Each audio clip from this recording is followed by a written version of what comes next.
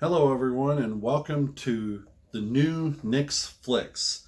Yes, Was It the Best has been retitled Nick's Flix from this video forward. Nick's Flix is the title of a channel series that I used to have years ago, and I did quite a lot of film reviews on that channel.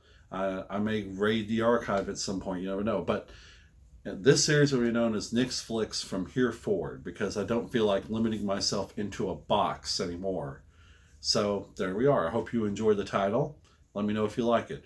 If this is your first time on this channel here at Nick and Greg, we'd love to have you join our family. Hit the subscribe button and hit the bell too so you can be notified when the new videos go up. Okay?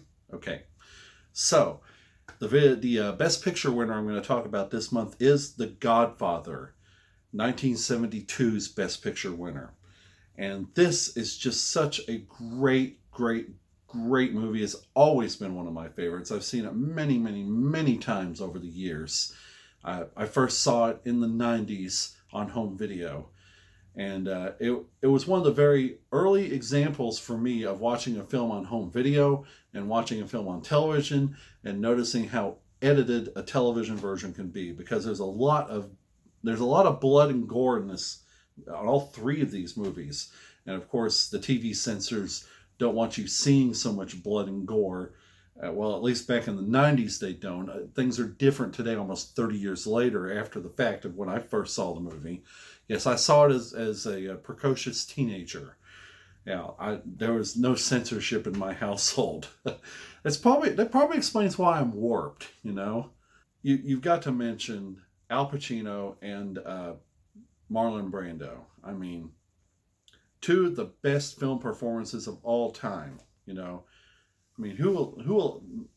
can ever forget Marlon Brando as Vito Corleone in this movie? He just put marbles in his mouth and just made a character that's so iconic in film history. And yes, he won Best Actor for it, but he didn't accept the award. The story behind that he sent the Native American woman in his place to refuse the Oscar. He's protesting how Native Americans were depicted in film, which I quite agree with. They were slighted very much up until that point. And representation in film, proper representation in film, is very important to me. So that's an issue that I don't want to open a can of worms on that.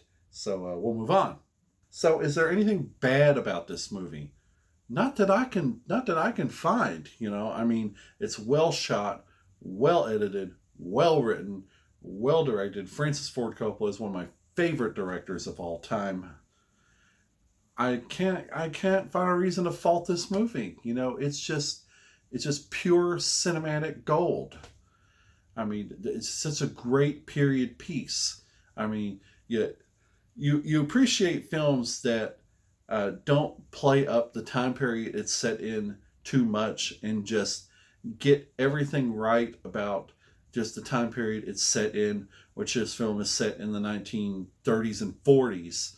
And it's just so perfect, so perfect. Did I say 1930s? It's the 1940s, because you have Michael, he's come back from the war, he's a war hero and all that, so definitely World War II. So we're in the 1940s, which is not that far from the early 1970s. So when you're closer to a time period, I feel like you can depict it more accurately than we're now 70 years after the fact, as opposed to 30 years when that film was made. There's not much more I can say. I'm curious to hear your opinion about The Godfather. And we're only talking about part one right now. Part two is going to be a whole separate video because it of course, won Best Picture. It was the first sequel to win Best Picture as well. And I might talk about part three at some point way down the road, because even though the third one was nominated for Best Picture, it did not win Best Picture. I think it lost to Dances with Wolves, if I remember correctly. So, but that's another discussion entirely in and of itself. So, what did you think of the first movie? Drop me a comment down below. Let me know what you thought of the movie. Does it hold up? Is it a timeless classic? Anything. Just mention anything. I love to interact with you guys in the comments, okay? Okay, so that's all for now. Be sure to give us a thumbs up, leave a comment below, and subscribe if you haven't already, and turn on the bell so you get notified when new videos go up. And me and Greg will see you very soon. All right, we love you, and bye.